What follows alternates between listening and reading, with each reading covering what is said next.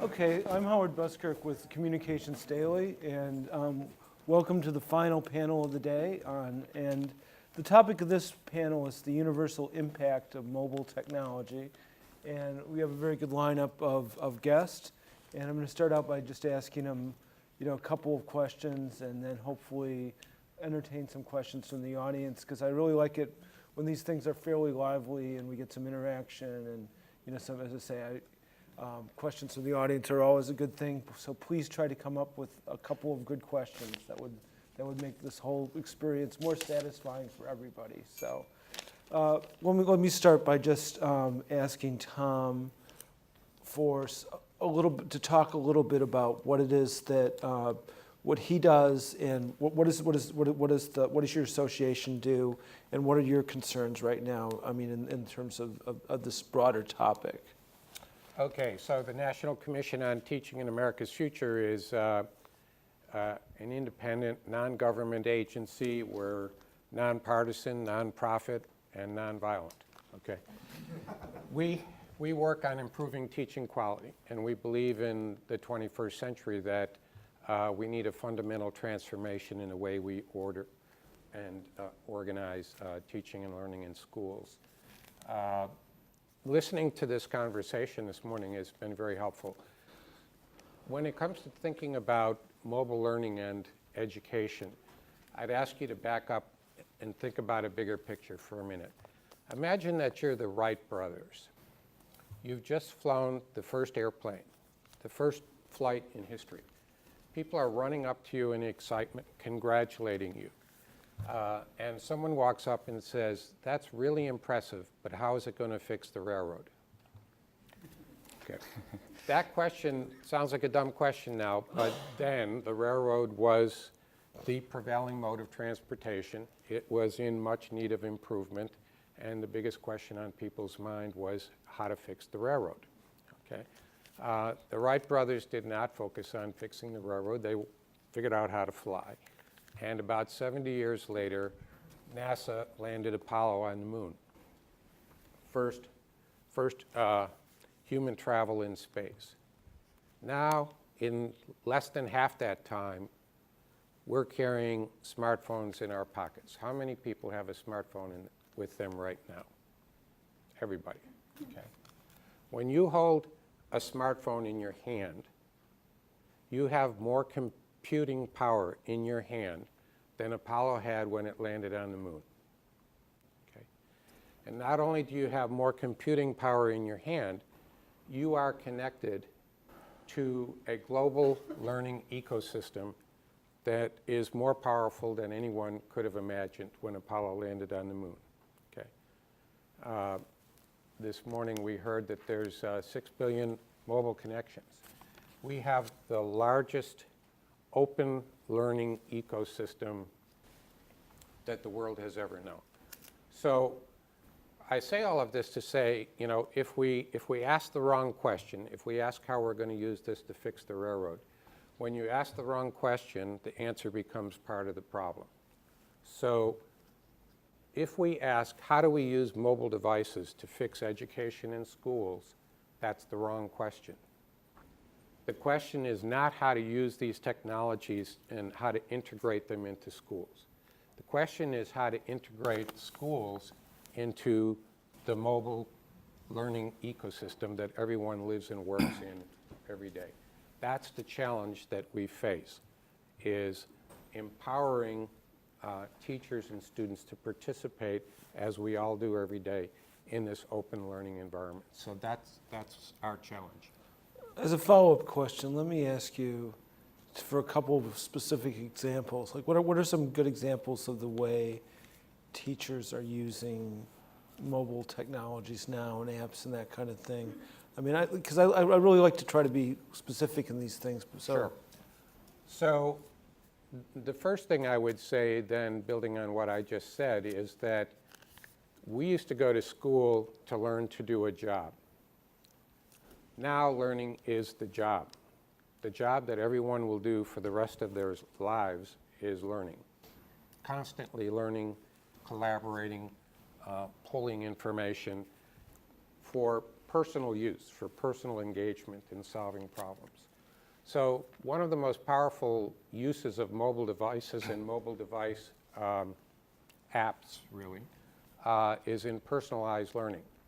One of the dreams in education has always been able to be, to have the capacity to move beyond one size fits all, broadcast the same text-based knowledge to all students at the same time. Personalized learning is now possible. So School of One in New York City, New Classrooms, which is a spin-off from School of One, Khan Academy, a number of different places are now creating what we could call learning playlists. So each student has a learning playlist that is closely managed to their own personal learning progression, so that students are moving on their own learning path at their own pace, and teachers are no longer doing one-size-fits-all instruction for all students, but literally each day, if not each week, the learning activities for those students can be customized to what they need at the moment. And we're seeing a lot of that kind of thing in education these days. It's emerging. So we could probably look at about a half a dozen examples of that happening right now. Another kind of example is a situation in which teachers, the distinction between teachers and students is blurring, so that they're becoming co-learners. So that students in communities, we're running projects like this in Maryland, where teams of 6 to 8 teachers with a team of several dozen students and NASA engineers from NASA Goddard are in one learning team together, all connected with these mobile devices. They're looking at the environmental impact on the Chesapeake Bay of water runoff from their school grounds and how they can control that. They can upload pictures of their school grounds to Google Earth. They can map what's happening around their community and what happens to rain runoff, and they can experiment with ways to control that runoff by planting gardens and trees. So they're doing that right now. So again, the idea is that the learning doesn't happen in schools and classrooms anymore. The learning is in an open learning ecosystem. Multiple people can organize into learning teams to engage in a more powerful learning environment. It's no longer a question in education of, and in an innovation economy when you're going to an employer. It's not what you know, it's what you know, and then what you can do with what you know, and then what you can create with what you know. So the model of education is being pushed hard to shift dramatically from just passing on content to enabling learners to work in teams to do work with their knowledge and to create innovation with their knowledge. And I assume you have a lot of contact with teachers who are out in the field actually teaching? One of the things that we're doing, and actually I would thank Qualcomm and the Wireless Reach Initiative, one of the things we're doing is we work with 9 university school district partnerships to create a mobile learning community among the teachers, the university faculty, and the accomplished teachers in the school districts, so that they're now one community. Because historically, one of the biggest problems we've had in education, and this is around the world, is the isolation of teachers and the fragmentation of the education system. We have a tremendous attrition rate among beginning teachers who tell us, I'm teaching alone, I don't have the support I need, I'm in the most challenging job of my life, I'm struggling, and I don't have the help I need. And so what we're saying is, in a 21st century, when everyone has one of these in their pocket, no one should say that they're working alone. So that beginning teachers and student teachers are inducted from the beginning into a professional community in which they know if they're struggling with students who have a math challenge, they can immediately reach out to math faculty at the university, accomplished math teachers in the school district to work with that student with a more powerful strategy. I guess, but where I was going with that also is this something that teachers are fully embracing at this point? I mean, what's the mindset out I there? think we're in a schools? transition mode right now.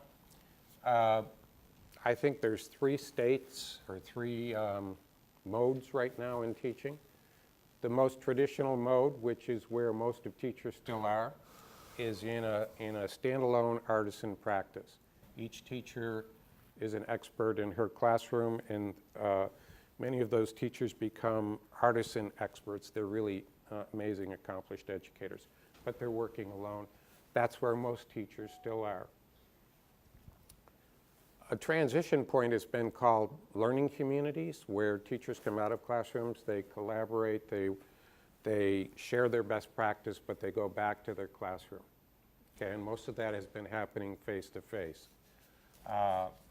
Probably, I would say not more than 10% of teachers are in that world. What we're pushing for is true professional learning teams that are like healthcare teams, the teams that are in every other sector of the high-performing economy, where educators start to differentiate their roles. Some are assessment specialists, some are direct instruction, some are tutoring, some are connected to the web, and they orchestrate themselves using these devices and other digital technology into a team. That's a very small percentage right now, but it's very rapidly emerging. Again, School of One, new classrooms, Khan Academy. These places are rapidly moving to an orchestration of multiple skills. MacArthur Foundation has been a leader in funding first students who were developing their own digital learning device applications. Take a look at the MacArthur Foundation website. MacArthur now is supporting something they call a hive. A hive is a learning network in a community that's also a face-to-face community, museums, libraries, theaters, schools, that are woven together into one learning space in which students and teachers move back and forth. They're doing that in Chicago and in New York City. Okay. Well, I'm really interested in these. At one point in my life, I was an education reporter, but that was a long time ago. So I'd love to come back to you. Toshi, let's talk a little bit about your company, which is described as an online marketplace for the developing world. Tell us what that means. Sure. So Copernic, my organization, run the platform to distribute simple yet life-changing technologies to the poorest communities in the developing countries. So we're dealing with technologies like clean cookstove, like water purification, solar light, drip irrigation, that are simple yet significantly improve the socioeconomic productivities of the poor people's lives. So we are selecting these simple and affordable technologies, and then we showcase them on our website.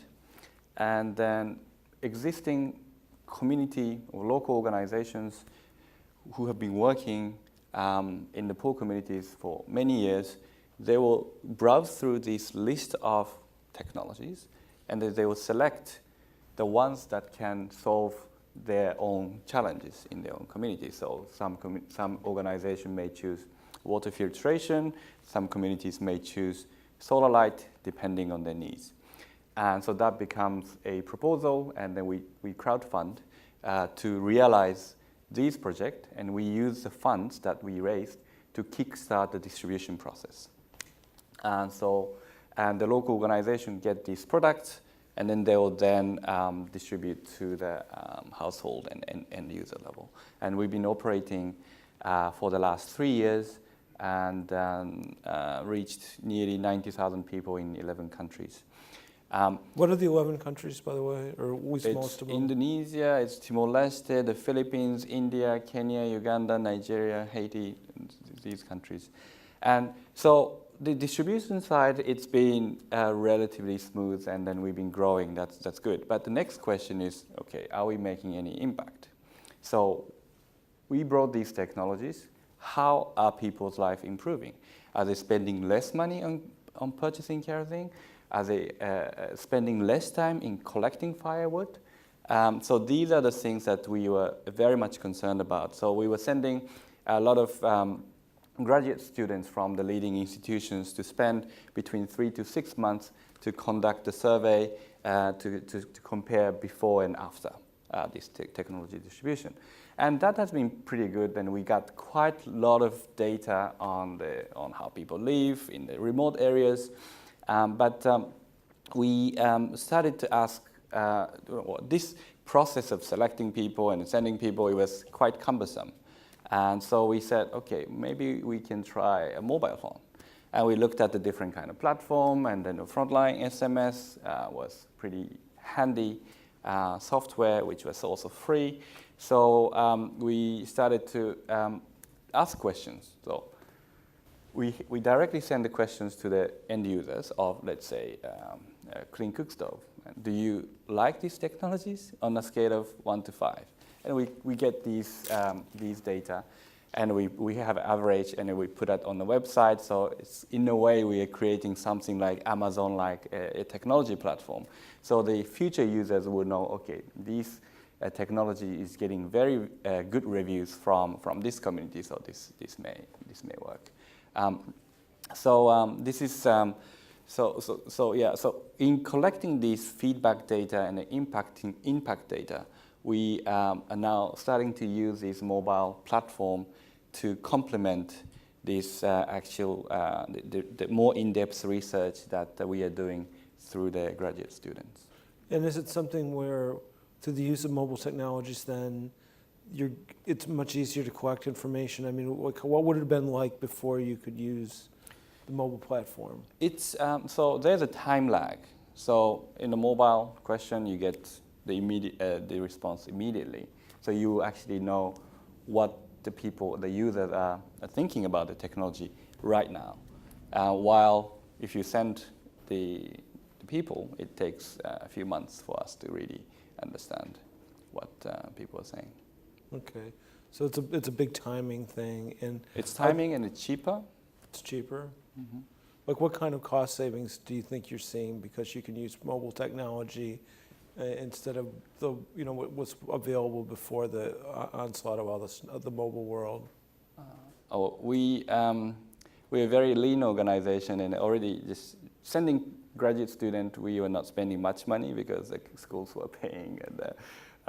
But on average, we were spending about $4,000 to $5,000 to send a person to a particular project, and it's 3 to 4 months project. But with the mobile, it's free. So.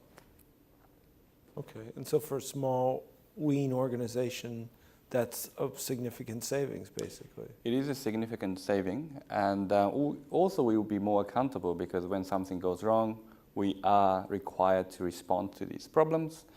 And then also the companies who are manufacturing these technologies are also required to be more accountable, because if some products are broken and there's a warranty period, and we actually make them replace the products. So that's increasing sort of accountability of the community organizations and also the companies that are producing these new technologies for the poor. Okay. Eric, let me ask you a couple questions. Let's start out by could you talk a little bit about, you're an analyst with the New America Foundation. What's the New America Foundation, and what areas do you work in? So New America Foundation is a think tank based here in Washington, D.C., and there's a number of different focus areas. The focus area that I focus my research on is on the intersection of technology, mobile technology, economic development, and entrepreneurship. And broadly speaking, I think when we're looking at the universal impact of mobile technology around the world, we need to keep in mind three main components. Tom mentioned before that there's 6 billion mobile phone subscribers in the world. 5 billion of those are located in the developing world. And when you talk about developed infrastructure, telecommunications infrastructure is often the most modernized and developed infrastructure in some of these developing economies. And so how do you leverage some of those, how do you leverage that for impact? And I think that speaks to this larger trend that we're seeing that was discussed in the first panel, which is that mobile technology, I would argue, isn't just a change agent, it's a leapfrogging agent. And so what we've seen is that mobile technology and mobile phones have leapfrogged and skipped the development of technology from landlines to cellular towers. And as well as changing the velocity of money in places like Kenya, the Philippines, as well as Tanzania. And I think one of the areas of interest that I've focused on increasingly, because I think this is where even in the developing world the trend's going towards, is the mobile web. So even in, we were mentioning before, and everybody raised their hands when they were asked about if they had a mobile device in their pocket. And Pew came out with a study that said 85% of adults over the age of 18 have a mobile phone, 45% have a smartphone. And when you look at the dichotomy between the developing world, non-smartphones or feature phones are still ubiquitous, but increasingly we're seeing smartphones even in the developing world, which I think is a really interesting trend. I was playing around with a $50 Android device that has 3G connectivity and a camera phone in Kenya. And if you look at Kenya as an example of the mobile web and this mobile leapfrogging, you'll see that the Central Bank of Kenya just released data that said when it comes to people accessing the web, 99% access the web through their mobile phone. And so this has tremendous potential in terms of focusing on these different research areas. And I think what's even more interesting is that these three components are pointing us in a direction where mobile devices are not just becoming an access point to important information, but they're becoming an authoring point. And how do we, and I've tried to focus my research on how do you make this more of a meaningful contribution at the global scale?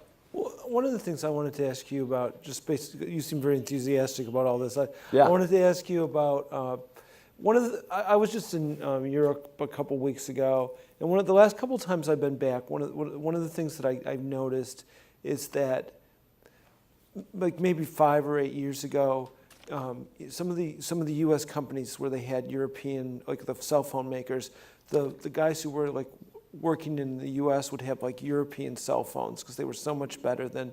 But now it's like some of the U.S. models are like the big thing over there, and I'm just wondering, is it your sense that that the U.S. is sort of regaining like a very strong position versus the rest of the world in terms of its place in the mobile world? Yeah, I think when you're comparing, the U.S., one of the things that it is a leader or the leader on is 4G or LTE technologies. And so in that way, the U.S. is a very interesting market that's leading the way. I was conducting research in India, and I was struck by the fact that there were 7 mobile network operators with more than 50 million users.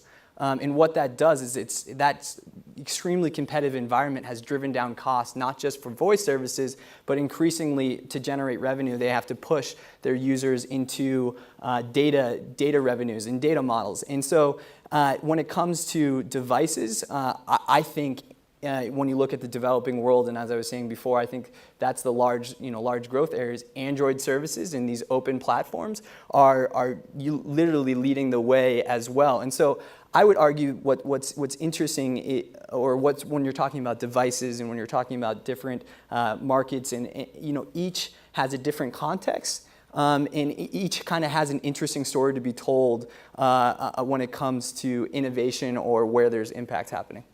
Okay. Let me ask a question, and we'll just go down the line and everybody respond to it. So where are we today? That's one of the things I've had trouble figuring out. Are we because some of the things you'll hear as well, mobile's really coming on, but you haven't seen anything yet. And how is the world, how are things going to change in the next 10 or 15 years in terms of, I mean, what is the, you know, and nobody's going to hold it because nobody's going to remember probably what you said tomorrow. So but I mean, what are we going to see over the next 10 or 15 years in terms of the way the mobility is moving? And let's start, well, let's break things up a little bit. Eric, you go first. Yeah, and I think I was touching on this a little before, but I think when it comes to the mobile web, you know, there's going to be a huge, not just within the United States, but globally speaking, a huge trend towards different developing countries coming onto the web through their mobile phones. The large part of the world will access the web through their mobile phone, and this has tremendous implications for policy and a wide range of things. And I think as well, what was touched on in the first panel, which I would like to echo again, is that mobile data presents a huge opportunity to better understand underserved communities around the world, whether it be, you know, an interesting example was in the aftermath of the Haiti earthquake. The mobile network operators in Haiti opened up their data to better track displaced populations, to channel relief services, to track the outbreak of cholera. And I think, you know, as this mobile web penetration grows, this data is just going to become richer and richer, and there's going to be more interesting insights to be gleaned. Obviously, privacy issues are going to need to be accounted for in anonymized data, but there's a lot of interesting movements in this space that we're already seeing. I was talking with Robert Fitzpatrick of the UN Global Pulse, and he was convening the 10 leading mobile network operators in Indonesia with the Ministry of a ministry agency, and they're looking to create MOUs right now around better sharing of data. And I think that you know, there's a lot of really exciting things. I'm on the side that we're at the tip of the iceberg, and we're going to keep on moving really fast. And we need to position ourselves for a lot of these trends globally as well here in the United States. Toshi, what do you think? Where are we headed on this? I can't really comment on the technical side, but I think we had a discussion before that the aid industry has not been very accountable for the result, and then this impact on the ground has not been the primary focus of what the aid industries do. I used to work for the UN for 10 years, so I do understand how things work. We look at the disbursement rate rather than what actual impact that the aid is making. But I think this, as it is already changing, the mobile technologies and then all the increased communication will significantly transform the power relationship between the poor and the service providers and everybody else. So I think it will be more difficult to do things that do not have a actual impact on the ground, and then I think it will further empower the poor communities. Tom? I think that it's what's happening has already been happening, and we've been listening to it all morning, and it's really about mobile devices are taking us to deinstitutionalization of everything. Okay, so when Toshi, your example is great, because what I keep coming back to is that we are in a mobile learning community. McLuhan called it a global village, but we're in a mobile learning community. That's what the conversation has been about all morning.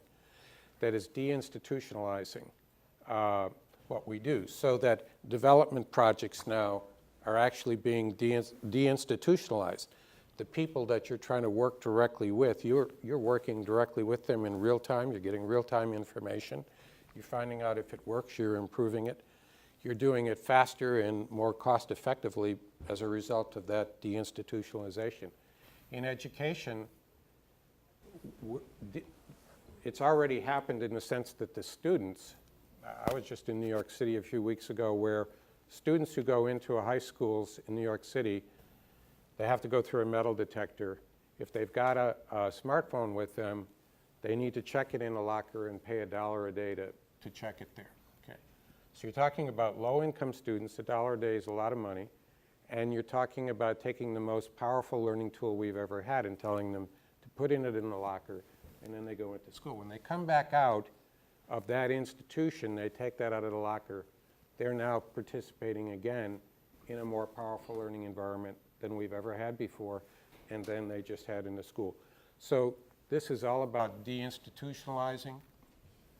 It's about integrating us into one global, I would call it a learning community, or McLuhan called it a global village. But we're in one learning space now, constantly sharing and learning from each other. And it's happened already. Okay. And to be topical, one of the big things that, that's sort of emerging this morning, and there's a lot of concern. Right now there's a United Nations conference going on, and it's just breaking up in Dubai. And, I think there's some concern about the internet governance stuff that's come out of that. And, but I think people are still trying to get to the bottom of exactly what happened, but it doesn't look like the news is good. For people who are, who are concerned about the freedom of the internet internationally, I guess I wanted to ask you, the three of you, and we'll start this time with Tom, and then go down, and then we can go to audience questions.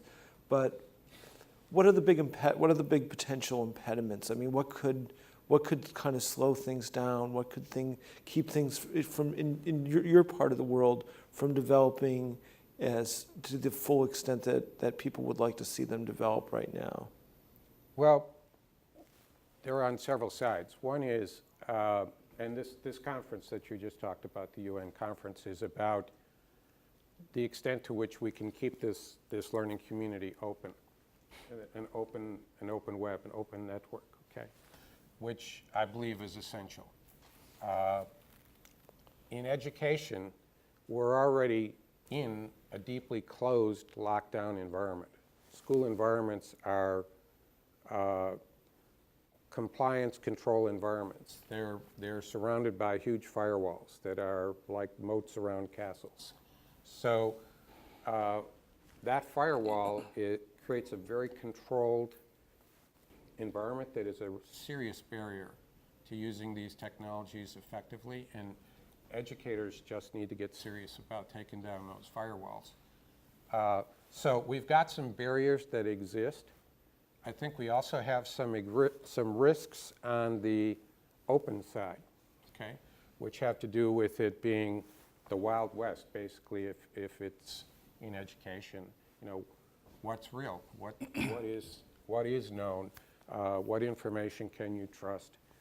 There are some real issues there that we haven't resolved because we're moving so rapidly into deinstitutionalization.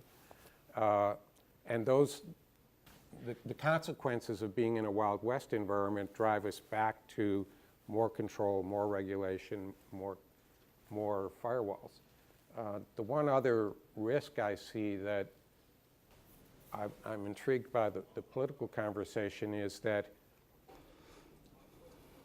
we now have the capacity to create kind of our own realities, to create kind of a world of people and knowledge around us that is in total consonance with us and that separates us off from other communities. And I think we just saw that in the campaign that Romney and Obama ran.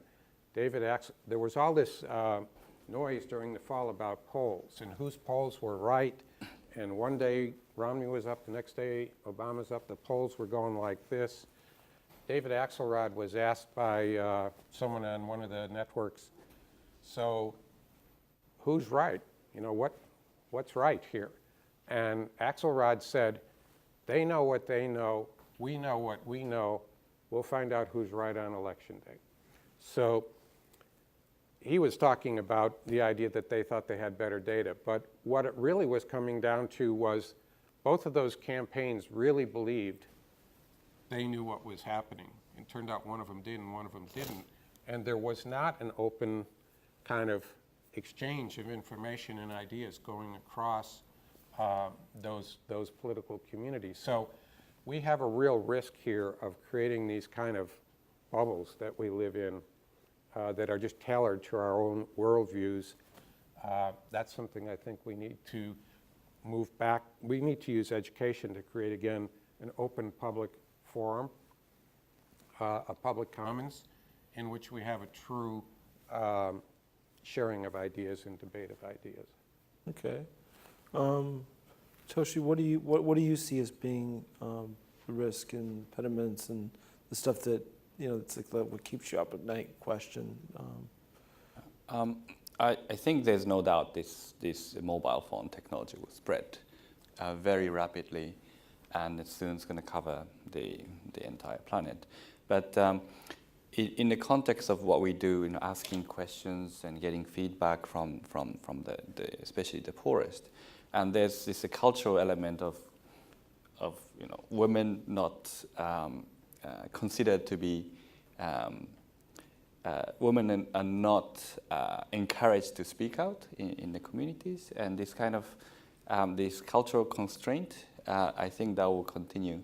And then even with the spread of technology, we need to be really mindful about that these kind of constraints that they face in expressing their own opinion about what kind of assistance and activities has been effective in reducing the challenges in their own communities. Technologies may be there, but there will be some cultural constraints. And Eric, what do you Yeah, one of the things that I think was disconcerting about the ITU's convening was that there was a lack of transparency. And I think one of the reasons why Google came out and said these conversations are happening behind closed doors. And I think it largely speaks to, ITU has amazing data on their website. Some of it is behind kind of walls and it's hard to access, but it speaks to the opportunity that the ITU could have in serving this area, which is opening up some of the ICT data and mobile phone penetration data that it has on countries around the world. If it played more of that role to increase transparency through open data, I think it would kind of better suit itself in being kind of a leading force. And I hope that it kind of turns its focus and adapts a lot of its focus into that more of an open platform system that we were talking about before. Okay. Well, I promised that we'd have plenty of time for questions from the audience. So who out there would like to ask a question of any or of all of our panelists? Do we have any volunteers? At the back of the room, please introduce yourself and say where you're from. Chachem Bethesda. Tom, instead of the school ask students to put the iPhone in the locker, how could the school utilize the iPhone as a teaching tool and further improve the education? Thank you.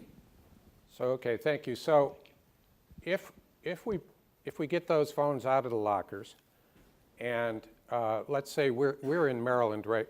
Our organization is working in Maryland right now on water quality issues. Water quality that affects the quality of water in the Chesapeake Bay. We'd like, right now we're starting to connect our students in those learning studios, we call them, with students in New Hampshire who are also working on water quality.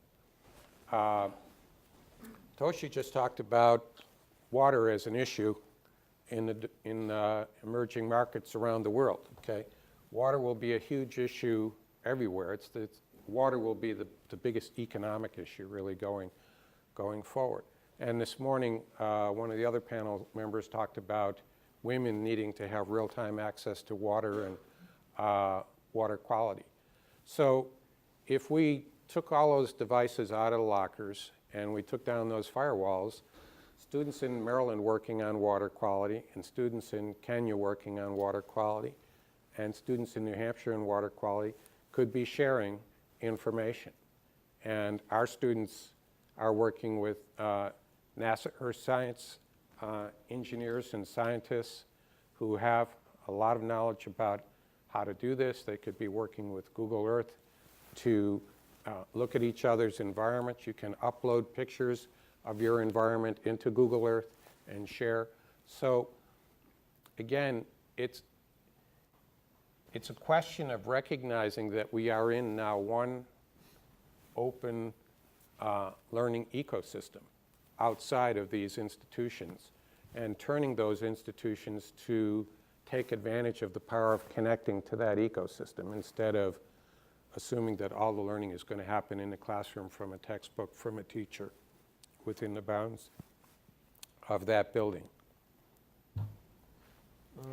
Let's start out there, and then we'll go over to, so start out with the fellow in the third row there. Wait for the microphone. Sure. Sorry, thank you. George Estrada from the Center for American Progress. Toshi brought up a point about culture, and I think that one of the things that I hear that was missing across the board in every single panel is the power and the impact of culture. I mean, overall, culture tends to be even more powerful than institutions. And I think that to your point about schools taking the devices away, yeah, that's one part of it. But there's also the being able to have certain restraint in how the technology is being used. You know, we tend to look at it as, many of us, I presume, are technocrats, technologists in our own sense. And, you know, we tend to use these devices to some extent responsibly. But at the same time, there's a flip side, that there's a maturity that comes in. This technology is advancing so fast that, you know, when I go back, you know, to where I grew up in the inner city in New York, a lot of kids have a lot of technology, but they're not even aware of the power. All they knew is I could use Facebook, I could tweet. And so culture is very different. And I think that even the conversation at the UN, yes, there's a lack of transparency, which inherently is one of the things that technologists over here, in at least in Silicon Valley, have always pushed for. So what you're really hearing is more an argument of cultures clashing with each other because the technology is moving regardless of whether the culture wants to move or not. You know, I read recently that there were some regimes that were trying to use RFID tags to follow women and know where they are. You know, so how do we balance that? How do we balance those traditions that we hold very dearly as technologists, you know, against the inherent, you know, strong traditions that are trying to cope with? They're still trying to, a lot of cultures, including in the US, are still trying to cope with the 20th century. And we're already well into the 21st. So, I mean, how do we address cultural differences? Well, I'm a cultural anthropologist, so I like questions about culture, okay. So, some of what's being talked about, and I think some of what the panelists just talked about, we were calling it the digital divide maybe 10 years ago. And the digital divide was about who has technology and who does not have. You know, it's the haves and the have-nots. So if you have this technology, you can do all kinds of things. If you just don't have the hardware, you don't have the technology, you're on the wrong side of the divide as far as information access goes. We're pretty quickly moving, especially with mobile devices and smartphones, to where the divide is not about hardware anymore. And we're getting back to some of the deeper divides that are in our cultures, divides that have to do with gender equity, racial equity, ethnic divides, handicap divides. So I think that you know, we're also getting back to you know, an old axiom, you know, knowledge is power. Who can control the knowledge with these things? That's a big control issue, okay? So that, without trying to sound Pollyanna here though, I think that the fact that we can now put this power in people's hands, the issue now is not whether they've got the device, but how they use the device and what we do to empower them to use the device for their own good, for their own learning, for their own growth. So with women in developing countries, I think one of the panelists this morning was talking about using these mobile devices to empower women entrepreneurs.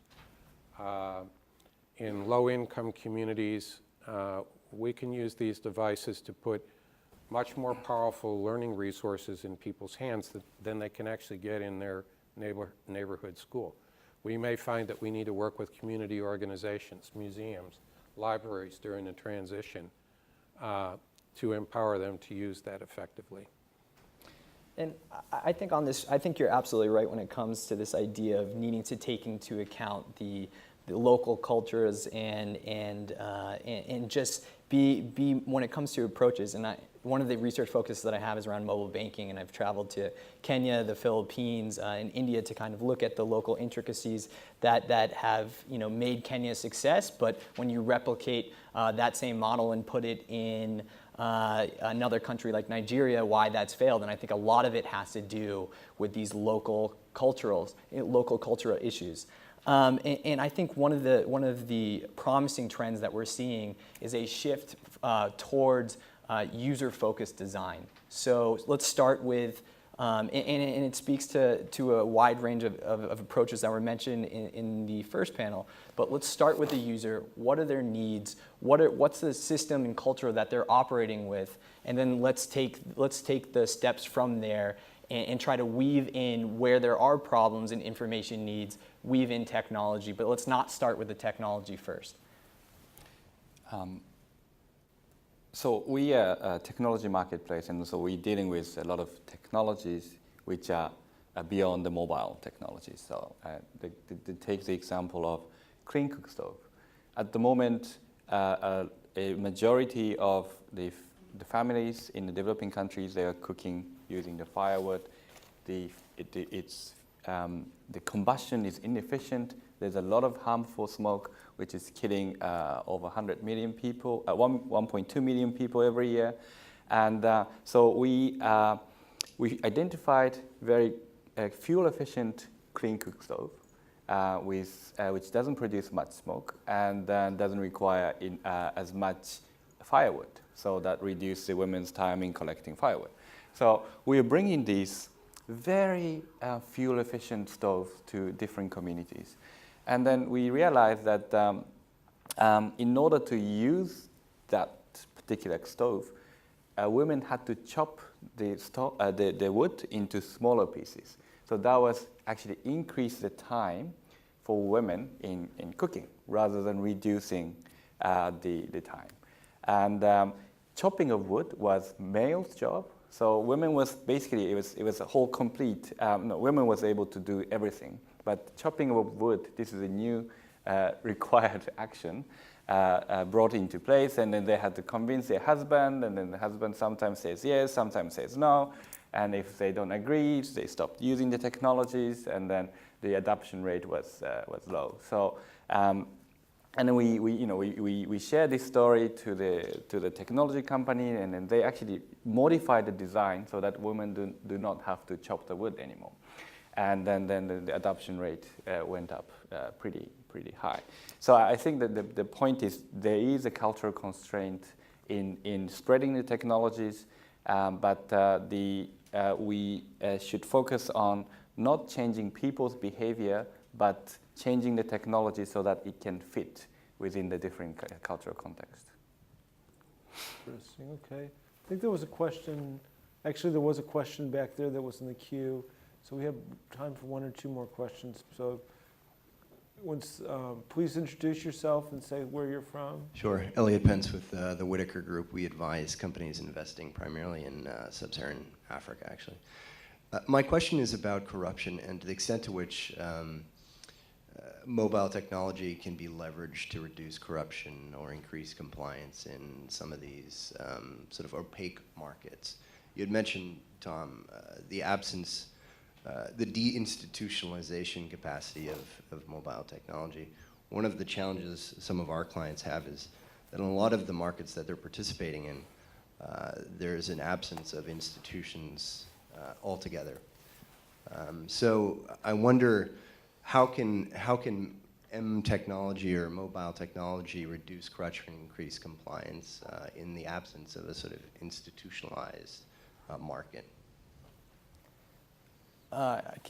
Others can jump in when they see fit. But one of the, you were mentioning that you work in sub-Saharan Africa, and one of the interesting models that we've seen is a service that's called I Pay to Bribe that's operating in Kenya. And what it does is it takes this problem that isn't being addressed around corruption issues and not being enforced, and it disperses it through mobile technologies at the grassroots level, and it tries to identify it and again increase transparency around different areas where this is being addressed. And this is just one model, and I think on the second panel more kind of anti-corruption measures were being talked about, and there definitely are challenges around it, but I think it speaks to this ability to have more people part of the discussion and in identifying different areas where corruption exists. But that's one place where I think there's a good starting point. Did anybody else? I just Tom? wanted to say one thing. I think actually, I worked in Lesotho for 2 years in the 60s in the Peace Corps. So I think that when we don't see institutions, it doesn't mean that they're not there. Okay. There's informal institutions and informal systems, and going back to these cultural patterns, to the point where the notion that what we're seeing as corruption is not corruption. What we're seeing as corruption is the operating business model. Okay. And so when you come back to transparency, these technologies are real game changers. They really do disrupt that business model because things are now public that were never public before. And they actually do have the power to change that environment, and pretty quickly when things become public. It's kind of messy, but Absolutely. it can happen quickly. Okay, so we're winding down to the very end, but I think we have time for maybe one more question. Go ahead. You can ask the fellow in the. I'm Fred Altman again, and all the talk has been about the positive effects of the mobile technology. But like any technology, you can do bad things with it or good things. It's just a technology for doing things. And what are your perceptions of some of the adverse things that could happen with the mobile technology? Does somebody want to maybe give us a minute or two on that? I mean, I'll just quickly jump in. I think, I mean, that's right. That notion that it amplifies a user's intent in many situations, and that the beginning user can have good intentions or it can have bad intentions. And I think one of the things that Chris Spence was mentioning in his panel was that you can, especially as you start to look at some of the good side of technology, there is a kind of darker side, and Evgeny Mordov touches a lot about this in his book on net delusion. But I think overall, it kind of comes back, how do you change the user intent? And that's kind of a problem that no technology will be able to solve necessarily. But you kind of hope that the notions and the support for some of the good users are there, and I think that will be kind of a trend that we see. So I hear what you're saying also, and I think that I have no idea what goes on inside of this little piece of plastic, okay? And, you know, it can be magic as far as I know, okay? Because there's 2 cameras, there's 4 radios, there's, you know, more computing power here than we've ever had, okay? So we start to think about these things as magic, and that if we just kind of sprinkle them like magic pixie dust across the landscape, wonderful things will happen. I think this morning, Sean may have been the person who was saying, what these really are is they're amplifiers, okay? They make things happen faster, they make things happen bigger. So they can make good things happen faster and good things happen bigger. They can make bad things happen faster and bigger. They can be used in schools for bullying in ways that we never imagined before. They can be used to circulate malicious misinformation campaigns. So it's not the technology that's good or bad. It's the way it's used to amplify things that were already there and potentials that were already there. And it just kind of redoubles the need for us to be more vigorous, more vigilant in pushing it towards the good. Toshi, did you want to comment? You haven't had a chance to weigh in for a little bit. Let's- I think one immediate thing that people will notice in developing countries is the amount of waste, the plastics everywhere.